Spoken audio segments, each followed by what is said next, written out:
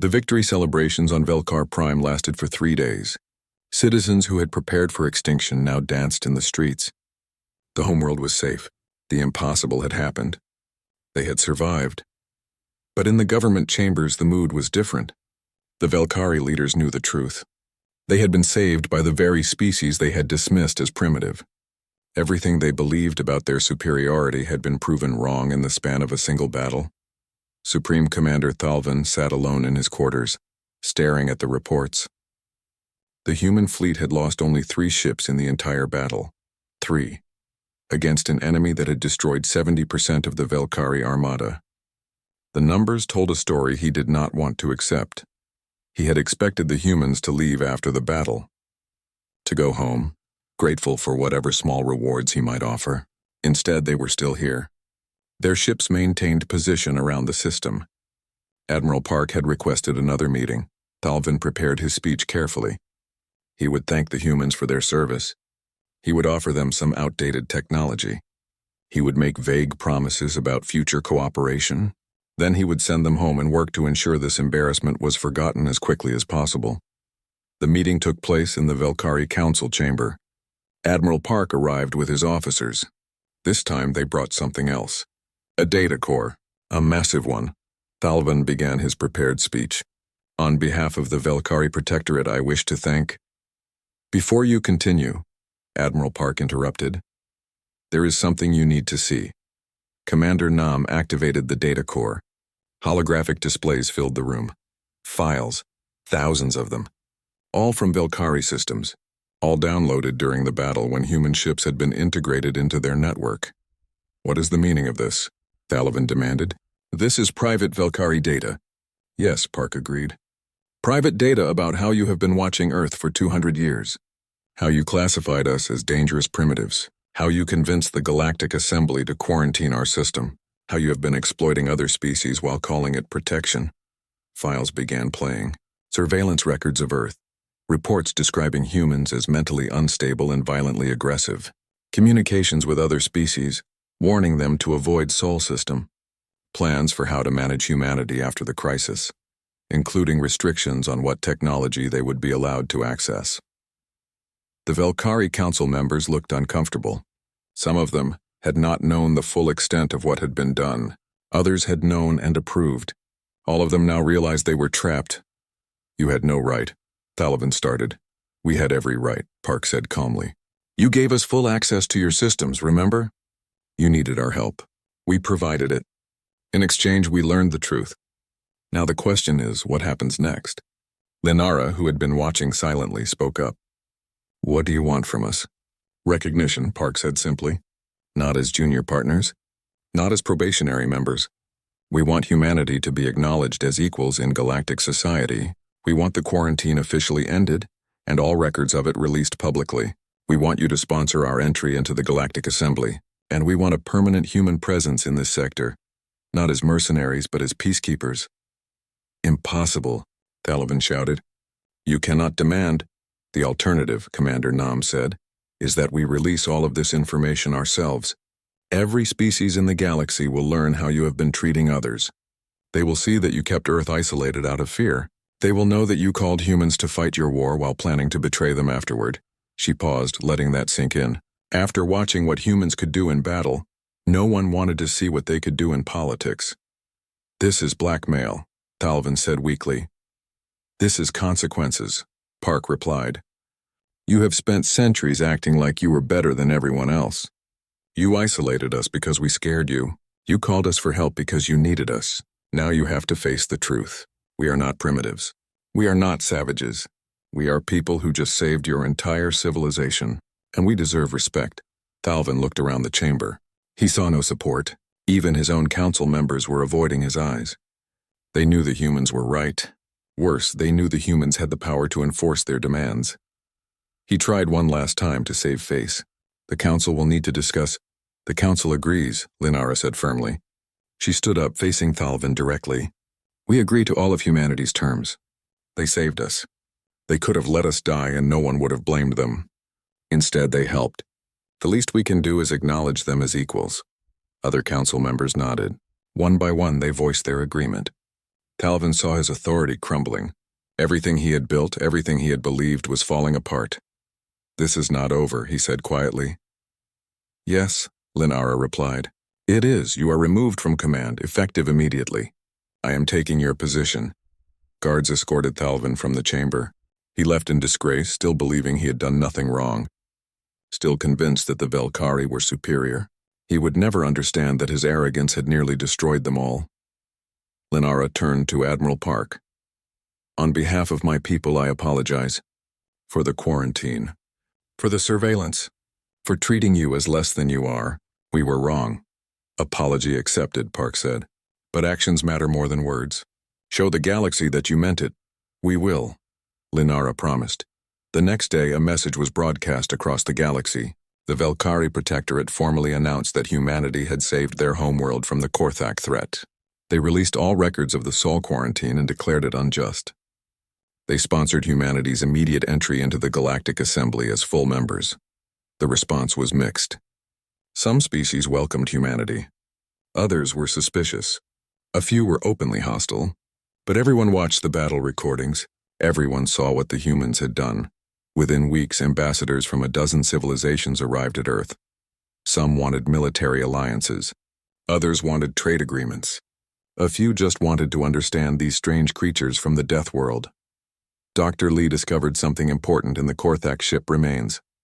The Hive had been scouting multiple sectors, not just Velkhari space. There were sleeper cells hidden on dozens of worlds. If left alone, they would eventually spawn new fleets.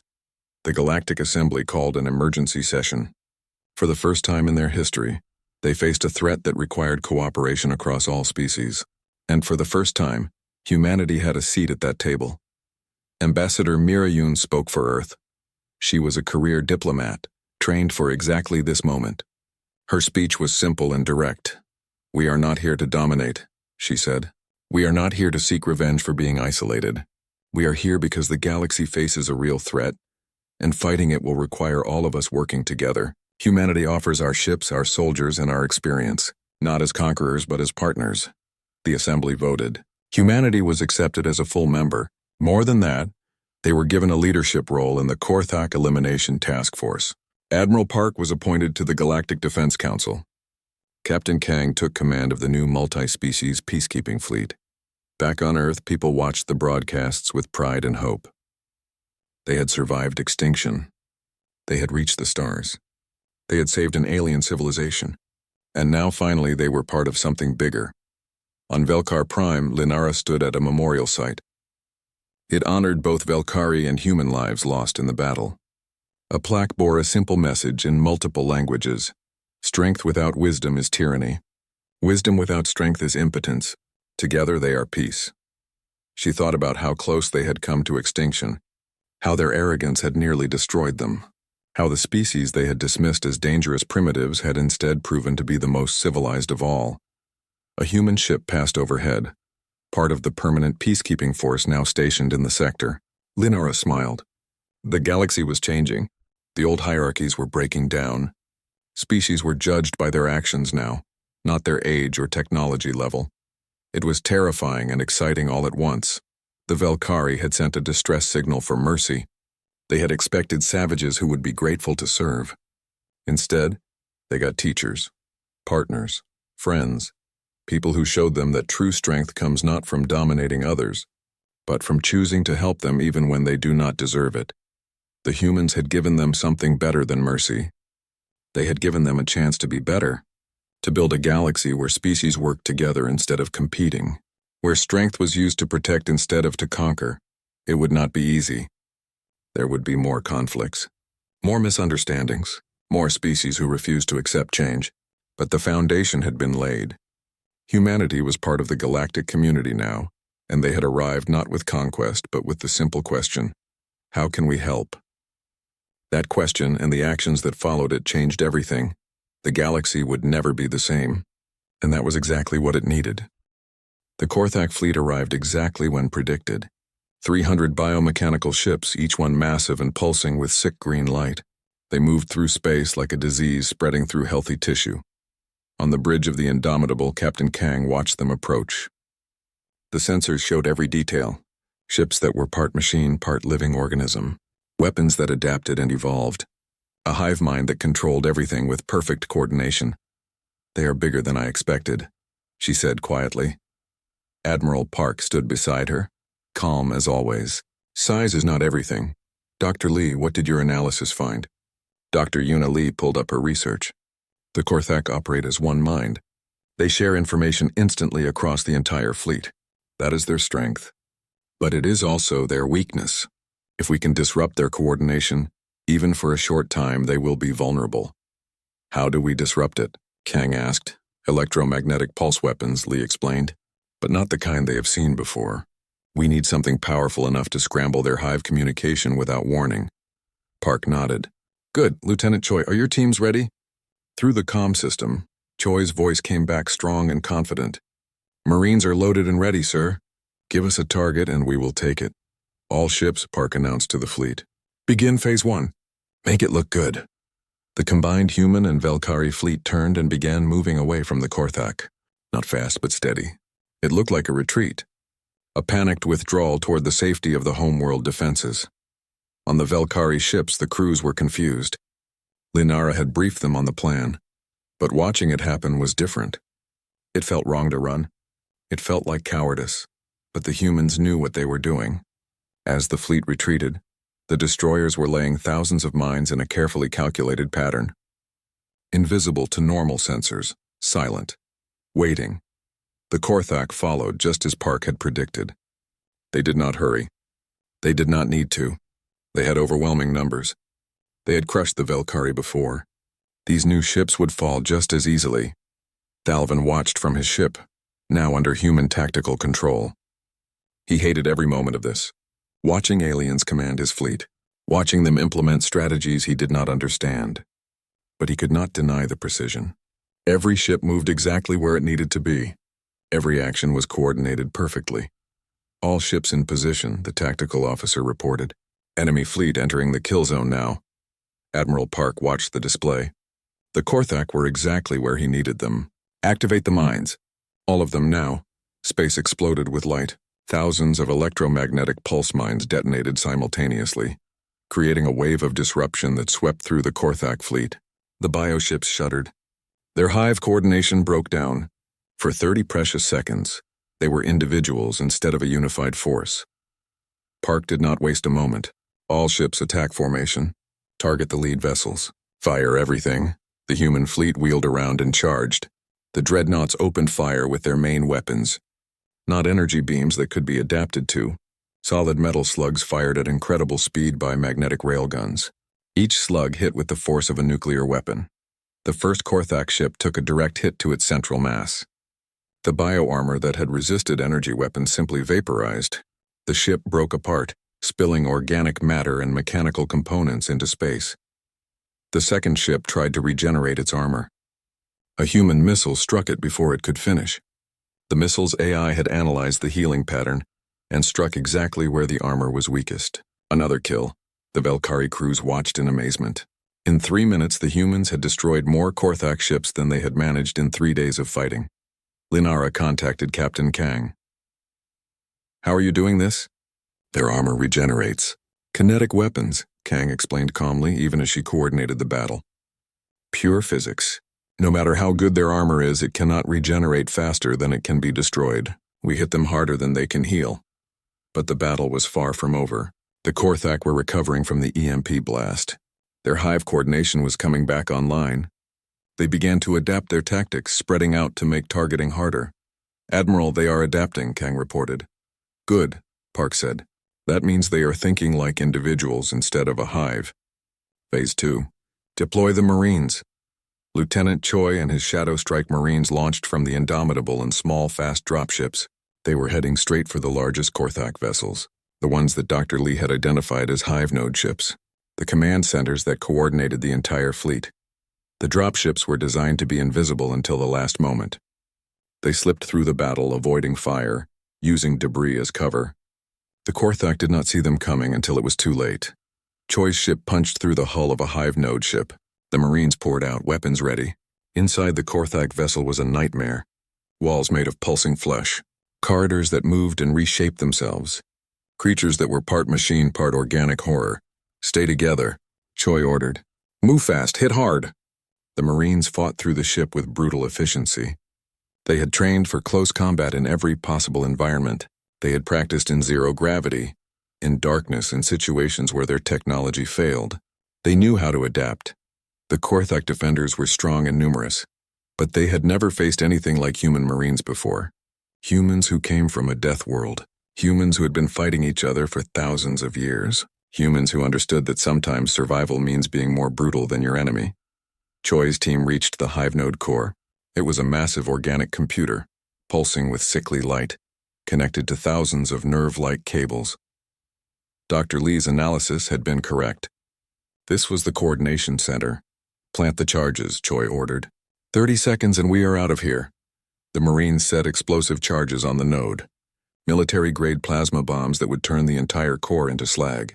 They retreated back to their dropship, fighting through waves of Korthak defenders. The dropship launched just as the charges detonated. The hive node ship shuddered and died. Across the Korthak fleet, dozens of ships suddenly lost coordination. They began drifting, firing randomly, colliding with each other. "Target those ships," Captain Kang ordered. "Do not let them recover." The human fleet pressed the attack. Other Marine teams hit other hive nodes. One by one, the coordination centers were destroyed. The Korthak fleet was breaking apart, turning from a unified force into individual ships fighting alone. The Velkari ships, now fully integrated into the human tactical network, joined the assault. They had been helpless before. Now, with human coordination and strategy, they were dangerous again. Their weapons, guided by human targeting systems, found weak points in Korthak armor. The battle lasted 18 hours. It was brutal. It was exhausting, but slowly, steadily, the Korthak fleet was destroyed, ship by ship, node by node. When the last Korthak vessel exploded, there was a moment of silence across all channels. Then the Velkari crews began to cheer. They had survived. Their homeworld was safe. On the Indomitable, Admiral Park allowed himself a small smile. The battle had been won, but he knew this was just the beginning.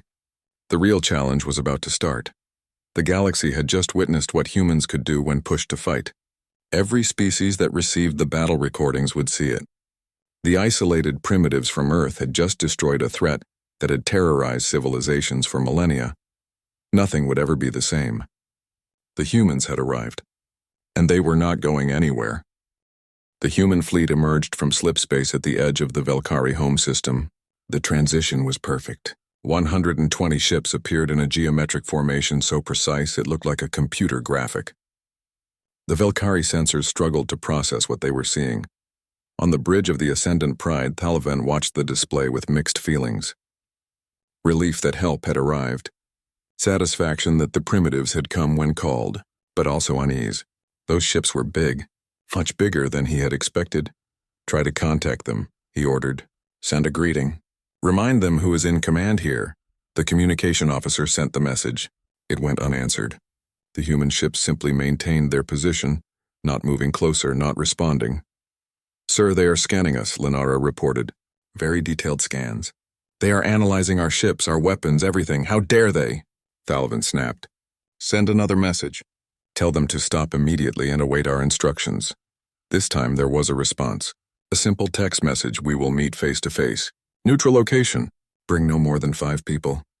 Thalvan read it twice. The tone was wrong. There was no deference, no respect. Just a direct statement. "They have forgotten their place already," he muttered. "Very well. We will meet them and remind them why they are here." The meeting took place on a small transport ship, halfway between the two fleets. Thalvan brought Linara, Venkir, and 2 guards. He wore his finest ceremonial armor, designed to impress and intimidate. The Velkari were tall and elegant, with smooth silver skin and large eyes. They moved with grace and confidence. When the humans arrived, Thalvan tried not to show his surprise. They were shorter than expected, but built solid and strong. They wore black military uniforms with no decoration except rank insignias. Their eyes were sharp and alert, constantly watching, evaluating. Admiral Minho Park stepped forward. He was in his 50s, with gray hair and a face that had seen too many battles. He moved with the confidence of someone who had nothing to prove. Behind him came Captain Jiwon Kang, young but with eyes like ice. Commander Hyeri Nam, who studied the Velkari the way a scientist studies specimens, Lieutenant Doyen Choi, who looked like he could break someone in half without trying, and Dr. Yuna Lee carrying a datapad and recording everything. Thalvin began his prepared speech. Welcome, humans. We, the Velkari Protectorate, are pleased that you have answered our call. We offer you a great honor, the chance to serve alongside the greatest civilization in this sector. Together we will defeat the Korthak threat. Afterward we will consider granting you limited access to certain technologies and perhaps a minor role in galactic affairs.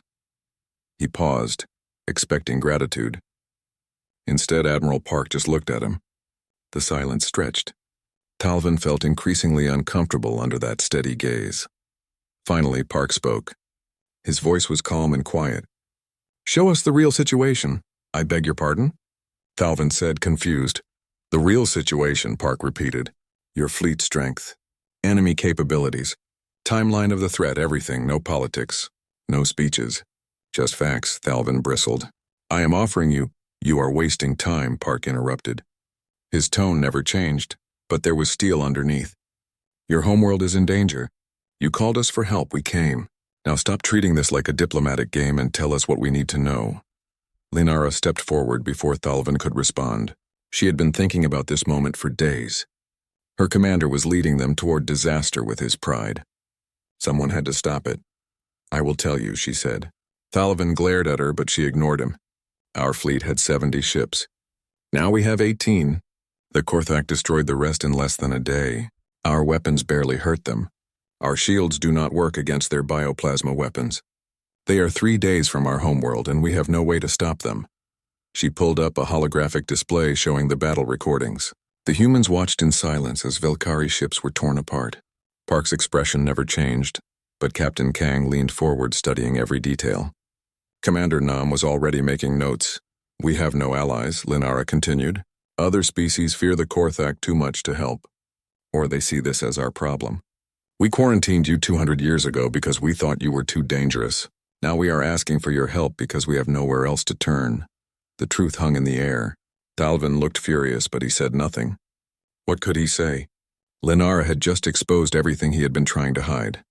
Admiral Park nodded slowly. Thank you for your honesty. He turned to Thalvin. Now I have a question for you, Commander. When your people found Earth 200 years ago, why did you not make contact? Thalvin stammered. There were protocols, galactic standards. You were not ready. You were afraid, Park said simply. You watched us from a distance. You studied us. You saw how we fought, how we survived, how we refused to give up even when we should have been extinct. And you decided we were too dangerous to acknowledge. You told the galaxy to stay away from us. Commander Nam pulled out a datapad. On it was everything they had decoded from the Velkari message. The hidden files, the observation reports, the condescending notes about human development. You called us violent primitives, she said, reading from the reports. You said we were mentally unstable. You classified our entire species as a threat to galactic peace. And now when you need violence, when you need someone unstable enough to fight a war you cannot win, suddenly we are good enough. Thalvin had no answer. The truth was laid bare, and it was ugly. Park let the silence stretch. Then he said, We will help you. Everyone looked surprised, including Linara. You will? She asked. Yes, not because you deserve it. Not because of your promises of technology or status. We will help because the Korthak are a real threat. They need to be stopped. And apparently, we are the only ones who can do it. Thank you, Linara said quietly. But, Park continued, there are conditions. First, full access to all your databases. Military, scientific, historical, everything. Second, you will integrate your remaining ships into our command structure. Captain Kang will coordinate all fleet movements. Third, after this is over, you will sponsor humanity's entry into the Galactic Assembly as equals, not as probationary members, not as junior partners, as equals. Thalvin started to protest, but Linara spoke first. Agreed. All of it. You do not have the authority, Thalvin began.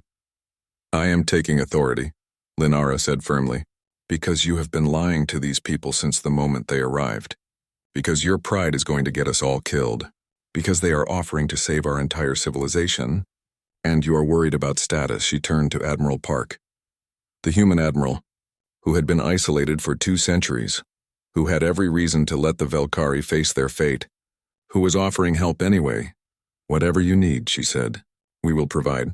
Just save our world." Park nodded. "We will do our best." Captain Kang, start uploading their database. Commander Nam, analyze everything. Lieutenant Choi, prepare boarding teams. Dr. Lee, I want to know everything about Korthak biology. The humans moved with practiced efficiency. Within an hour, they had integrated into Velkari systems. Within 2 hours, they had analyzed centuries of data. Within 3 hours, they had a battle plan. Talvin watched it all happen, feeling control slip away. These were supposed to be simple mercenaries. Instead, they had taken over his entire operation. And the worst part was that everyone, including his own officers, was following their lead, because deep down they all knew the truth. The Velkari had been the strongest power in the sector for 300 years. But that was about to change. The humans had arrived and nothing would ever be the same again. The signal reached Earth on a Tuesday morning. Deep Space Monitoring Station 7, located on the far side of the moon, picked it up first. The automated systems immediately flagged it as something extraordinary. Within minutes, every major space agency on Earth knew about it. By noon, the message had been decoded and translated. By evening, the leaders of the United Terran Fleet were gathered in the command center on Mars, staring at the words on the screen. Admiral Minho Park read the message 3 times. Each time, he liked it less. "They want our help," said Captain Jiwon Kang, standing beside him. She was young for a ship captain, only 35, but she had proven herself in the Mars conflicts. "First contact, and they are asking us to fight their war." "It is more than that," said Commander Hyeri Nam. She was the intelligence officer, trained to read between the lines. "Look at the language they use. Every sentence is carefully chosen. They call themselves a protectorate. They offer us technology like they are doing us a favor. This is not a request between equals." Admiral Park nodded slowly. "Run a linguistic analysis. I want to know everything this message is really saying." Commander Nam worked through the night. What she found was disturbing. The message was polite on the surface, but underneath was clear condescension. The Velkari thought humans were primitives. More than that, her team discovered hidden data fragments in the transmission. References to something called the Sol Quarantine. Records that showed the Velkari had known about Earth for 2 centuries. "They have been watching us," Nam reported the next morning. "For 200 years they knew we were here. They never made contact. They told other alien species to stay away from us. We were quarantined like a disease." The room fell silent. Everyone understood what that meant. Humanity had been isolated deliberately. While they struggled to reach the stars, while they fought wars and nearly destroyed themselves, the galaxy had been out there, watching, judging, and deciding humans were not good enough to join them. "Now they want something," said Lieutenant Doyen Choi. He commanded the elite Shadow Strike Marines, the best fighters humanity had ever produced. "Now they remember we exist." "What do we do?" asked Dr. Yuna Lee, the chief scientist. "Do we ignore them? Do we refuse?" Admiral Park had been quiet during the entire discussion. Now he stood up and walked to the large window overlooking the Martian landscape.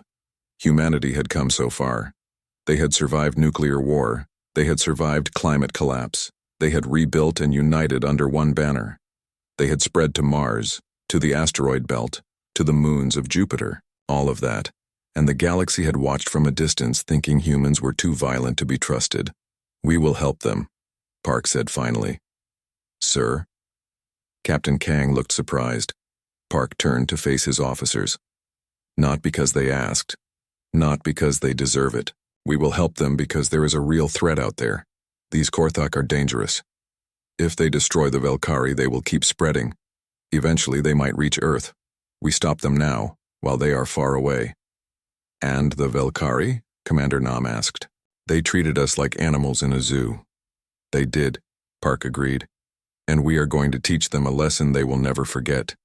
We will show them and the entire galaxy what humans are really capable of. Not as servants, not as mercenaries. As equals who choose to help because it is the right thing to do." Orders went out immediately. The 3rd Expeditionary Fleet was mobilized. 120 warships prepared for launch. 15 massive dreadnoughts, each one carrying enough firepower to level a continent.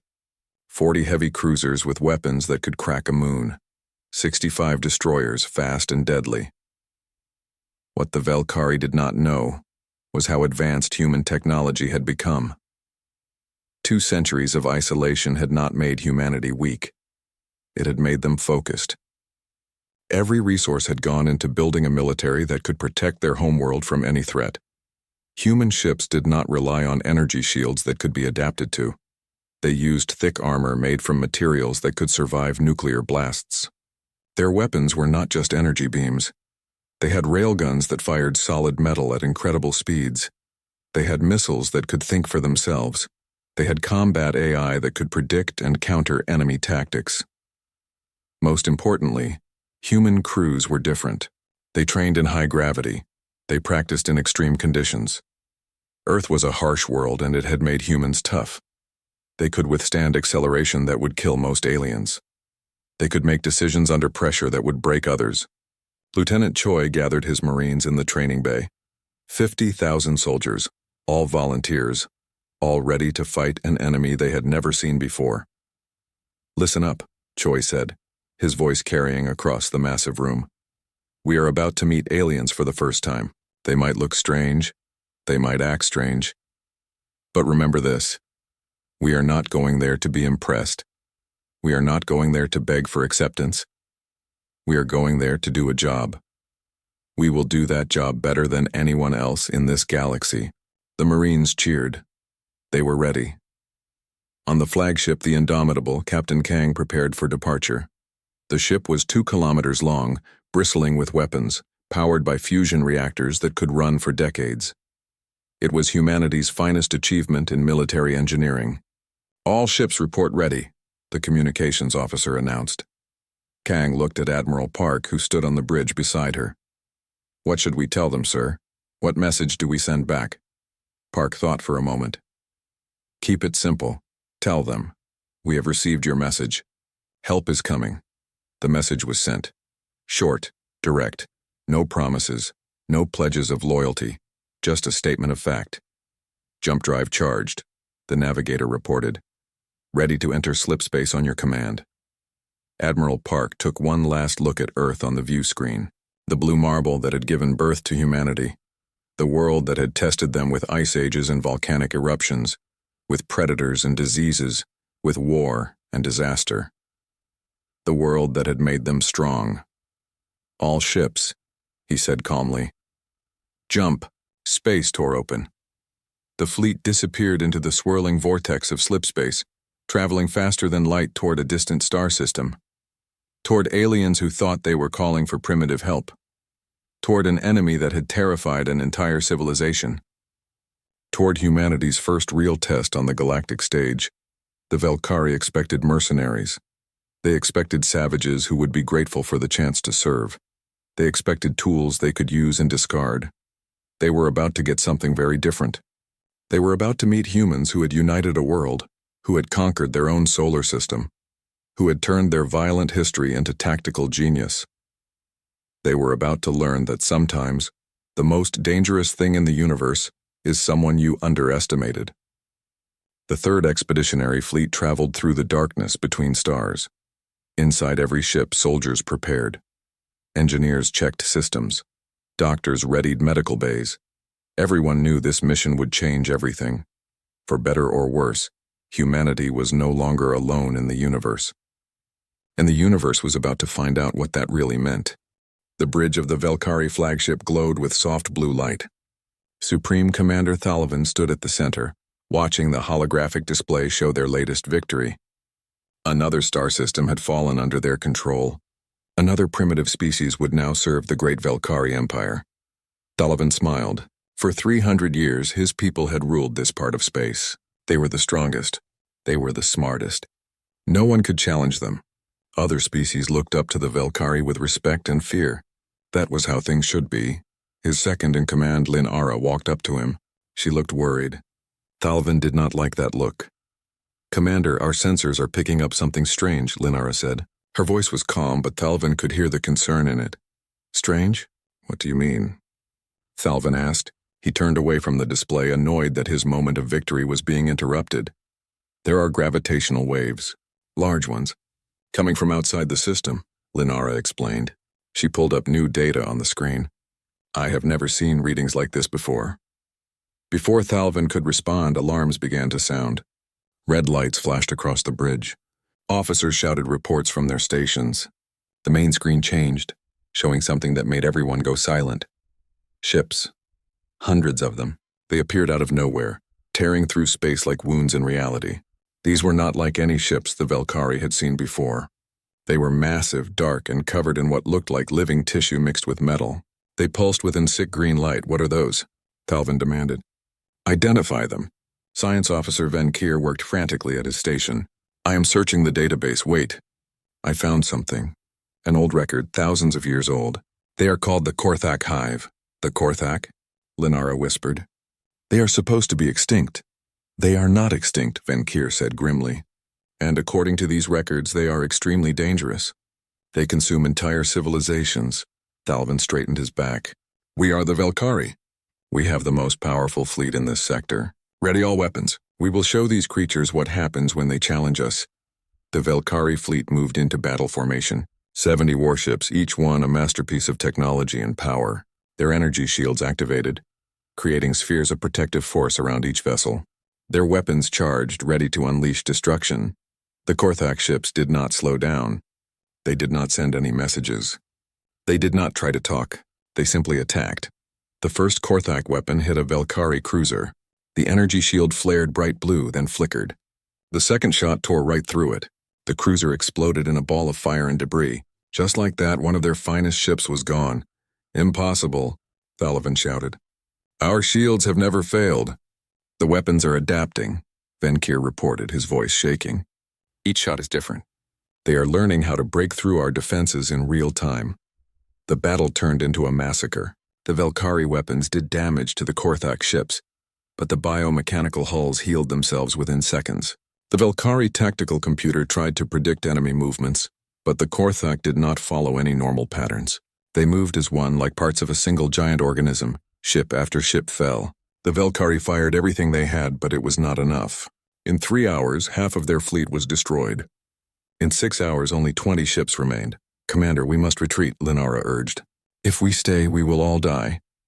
Thalvin stared at the screen, watching his mighty fleet burn. For the first time in his life, he felt true fear. Retreat, he said quietly. Then louder. All ships, retreat to the homeworld. The surviving ships jumped to faster than light speed, fleeing from the Korthak. Behind them, the enemy continued their advance, moving slowly but steadily toward Velkari space. Back on the flagship, Thalvin sat in his command chair, his mind racing. They needed help. But from whom?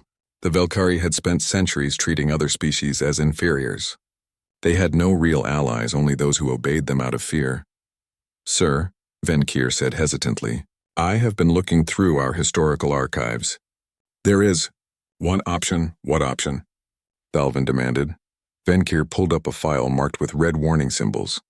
200 years ago, we discovered a species on a planet called Earth. System designation, Sol 3. We placed them under quarantine and told the Galactic Assembly not to contact them. Why were they quarantined? Linara asked. According to the report, they are too violent, too warlike.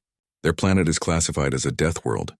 Extremely dangerous environment, heavy gravity, aggressive predators. The humans who evolved there are considered unpredictable and potentially dangerous. Thalvin read the file. The warnings were clear. Do not engage. Do not provoke. Capacity for violence unmatched among known species. But there was something else in the file. Notes about human military history, their weapons, their tactics. They were primitive, yes, but they had been fighting each other for thousands of years. They knew war in a way that the civilized galaxy had forgotten. A plan formed in Thalvin's mind. These humans were savages, but useful savages. They could be manipulated. The Velkari would send them to fight the Korthak. If the humans won, excellent. If they died, who cared? They were just primitives from a quarantined world. Commander, this is a mistake, Linara said firmly. The warnings in that file are serious. We should not involve them. We have no choice, Thalvin replied. Prepare a message to Earth. Make it sound diplomatic. Tell them we are offering them a chance to join galactic society. Tell them we need their help against a common enemy. And if they refuse? Venkir asked. Thalavan smiled coldly. They will not refuse. Primitives always jump at the chance to prove themselves to their betters. They will come. They will fight. And then we will send them back to their little planet with some trinkets and praise. Everything will return to normal. The message was crafted carefully. It spoke of friendship and cooperation. It mentioned advanced technology and galactic recognition. It did not mention the centuries of isolation. It did not mention what the Velkari really thought of humans. And it certainly did not mention that Thalavan saw them as nothing more than convenient tools. The transmission was sent across the void of space, traveling faster than light toward a small yellow star in the blue world orbiting it. Thalavan watched it go, confident in his plan. He did not know that he had just made the biggest mistake of his life. He did not know that humans were not the primitive savages he imagined. And he did not know that the message he sent would change the galaxy forever. In the darkness of space, the Korthak fleet continued its slow, unstoppable advance toward the Velkari homeworld. They had 3 days before the enemy arrived. 3 days to hope that the humans would save them. 3 days before they learned that sometimes the cure is worse than the disease.